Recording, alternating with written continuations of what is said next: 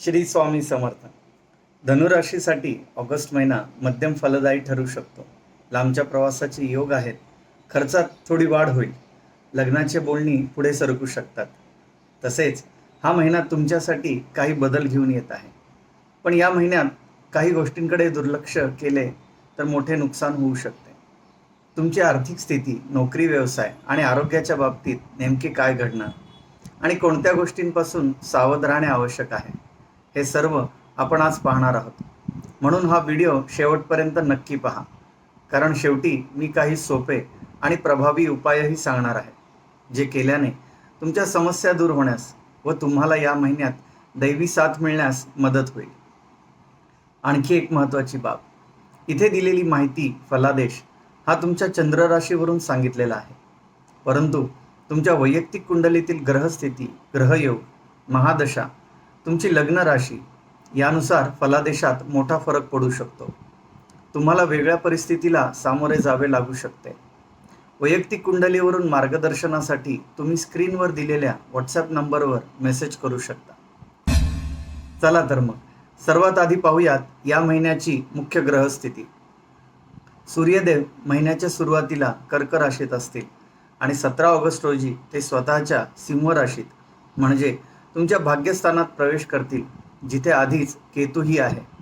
यामुळे तुम्हाला अध्यात्मात प्रगती करण्याची इच्छा होईल.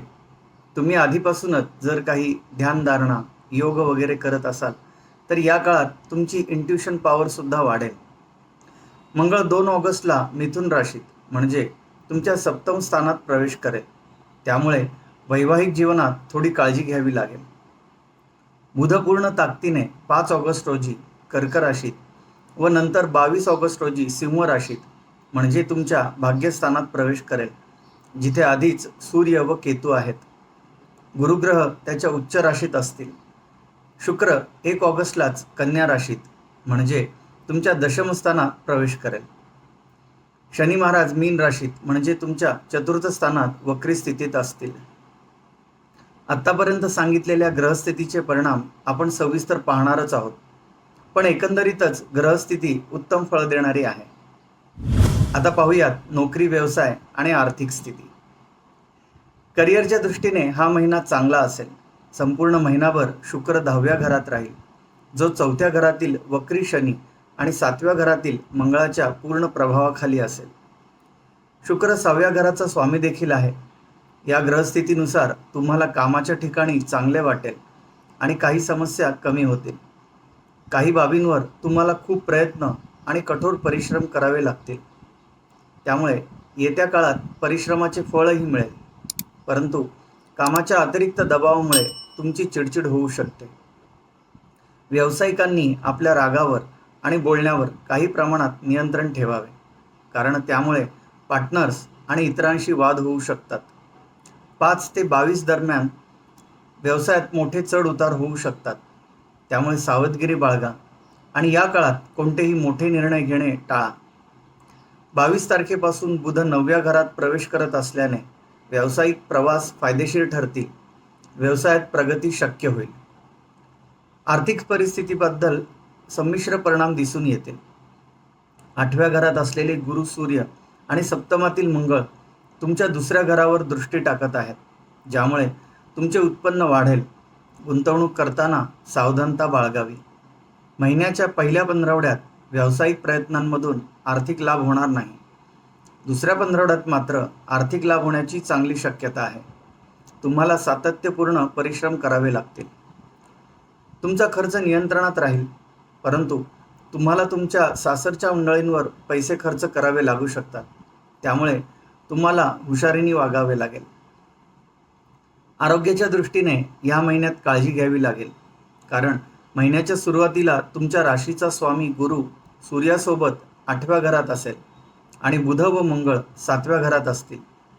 या व्यतिरिक्त वक्री शनी आणि मंगळ देखील तुमच्या लग्न भावावर दृष्टी टाकत आहेत, ज्यामुळे शारीरिक समस्या निर्माण होऊ शकतात. तुम्हाला त्वचा व रक्तासंबंधित समस्या आणि वातसंबंधित आजार, तसेच महिलांना मासिक पाळी संबंधित समस्यांचा सामना करावा लागू शकतो. तुम्हाला आरोग्याच्या समस्यांबद्दल सतर्क राहावे लागेल. व्यायाम आणि ध्यानधारणेची आवड निर्माण होऊ शकते. आपले प्रयत्न कमी करू नका. प्रेमसंबंधांसाठी हा महिना अत्यंत अनुकूल आहे. पंचम स्थानाचा स्वामी मंगळ महिनाभर सप्तम स्थानात राहील, जे सूचित करतो की तुम्ही तुमच्या प्रिय व्यक्तीसोबतचे प्रेम जपण्यासाठी किंवा नाते टिकवण्यासाठी तुम्ही कठोर परिश्रम कराल. तुम्ही मोठे धैर्यही दाखवाल. यामुळे तुमचे नाते अधिक घट्ट होईल. विवाहितांना महिन्याच्या पहिल्या पंधरवड्यात सप्तम स्थानातील मंगळ आणि बुध यांच्या एकत्रित प्रभावामुळे वाद आणि शाब्दिक भांडणे होऊ शकतात. त्यामुळे वाद किंवा भांडण वाढणार नाही याची काळजी घ्या. महिन्याच्या उत्तरार्धात वातावरण शांत होईल व सर्व सुरळीत चालेल. महिन्याच्या उत्तरार्धात तुम्हाला तुमच्या कुटुंबियांकडून, विशेषतः सासरच्या मंडळींकडून पूर्ण पाठिंबा मिळेल आणि त्यांच्या प्रयत्नांमुळे तुमच्या वैवाहिक जीवनातही कटुता दूर होऊ शकते. परंतु तुम्हाला तुमच्या रागावर नियंत्रण ठेवावे लागेल, अन्यथा नात्यात समस्या निर्माण होऊ शकतात. आता पाहूयात उपाय. तुम्ही गुरुवारी गुरुग्रहाच्या बीज मंत्राचा किंवा श्री दत्तात्रयांच्या मंत्राचा जप करावा. रविवारी श्री आदित्य हृदय स्तोत्राचे किंवा सूर्य स्तोत्राचे पठण करा. गुरुवारी कपाळावर केशरी टिळा लावा. एकंदरीतच धनुराशीसाठी ऑगस्ट महिना मध्यम स्वरूपात अनुकूल असेल. करिअर, नोकरी, मेहनतीचे फळ मिळते. व्यावसायिकांनी संयम ठेवावा. प्रेमसंबंधांसाठी हितावह, आरोग्य, वैवाहिक आणि कौटुंबिक बाबतीत सबुरी आणि विशेष काळजी घ्यायला हवी. तुमचे दर महिन्याचे राशी भविष्य तसेच इतर ज्योतिष, धार्मिक, आध्यात्मिक माहितीपर व्हिडिओ पाहण्यासाठी चॅनलला आत्ता सबस्क्राईब करा. व्हिडिओला नक्की लाईक करा आणि धनुराशी असलेल्या तुमच्या मित्रमैत्रिणींना किंवा परिवारातील व्यक्तींसोबत हा व्हिडिओ नक्की शेअर करा. भेटूया पुढील व्हिडिओमध्ये. सुहास दाणी, स्वामी ज्योतिष केंद्र.